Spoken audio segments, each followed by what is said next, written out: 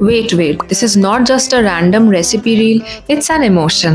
বাঙালি আর আলুর দমের মধ্যে একটা আলাদাই কানেকশন আছে, সেটা বুঝতে গেলে এই রিলটা পুরোটা দেখতে হবে। কারণ মা আজকে বানাচ্ছে আলুর দম, অ্যান্ড ট্রাস্ট মি 2 মিনিটের মধ্যে পুরো রেসিপিটা শিখে যাবে। গ্যাস অন করবে, একটা কড়াই বসাবে, ওটার মধ্যে একটুখানি তেল আর একটুখানি ঘি ফ্লেভারের জন্য দিয়ে বেশ অনেকটা পেঁয়াজ কুচি কুচি করে কেটে ওটার মধ্যে দিয়ে দিতে হবে। একদম কিপটেমি করলে চলবে না, বিকজ এটাই অ্যাকচুয়াল ফ্লেভারটা আনবে আলুর দমে। এরকম ডিপ ব্রাউন করে ভাজা হয়ে এসেছে, ওটাকে এবার তুলে নিতে হবে। আমাদের বেরেস্তা রেডি। এবার সেই সেম কড়াইতে একটুখানি জিরে ফোড়ন, একটু গোটা গরম মশলা আর তেজপাতা দিয়ে ওটাকে একটু নাড়াচাড়া করতে হবে। আর ওদিকে আগে থেকে কিন্তু আলু সেদ্ধ করে রাখবে নুন দিয়ে, তো আলুগুলো এক এক করে ছেড়ে দেবে তেলের মধ্যে। কিছুটা আলু রেখে দেবে, ওটা পরে কাজে লাগবে।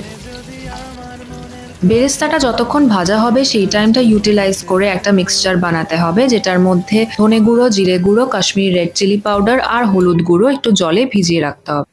আচ্ছা, এবার যে বেরেস্তাটা ভেজে রেখেছিলে সেটার মধ্যে কিছুটা কাজু, পোস্ত আর টক দই দিয়ে ভালো করে পেস্ট বানিয়ে নেবে।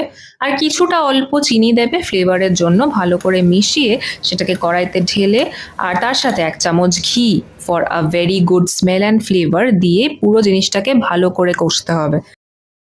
একটু আগে যেই 2-3 টুকরো সেদ্ধ আলু সাইড করে রেখেছিলাম, এবার সেটাকে কড়াইয়ের মধ্যে দিয়ে দেবে একটুখানি ম্যাশ করে নিয়ে।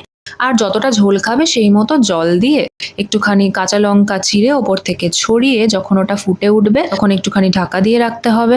আর 5-10 মিনিট ঢাকা দিয়ে রাখার পরেই রেডি হয়ে যাবে একদম গরম গরম আলুর দম। এটার সাথে লুচি হলে তো আর কিছুই লাগে না। খাওয়ার আগে ওটার ওপর একটু বেরেস্তা ছড়িয়ে নিও।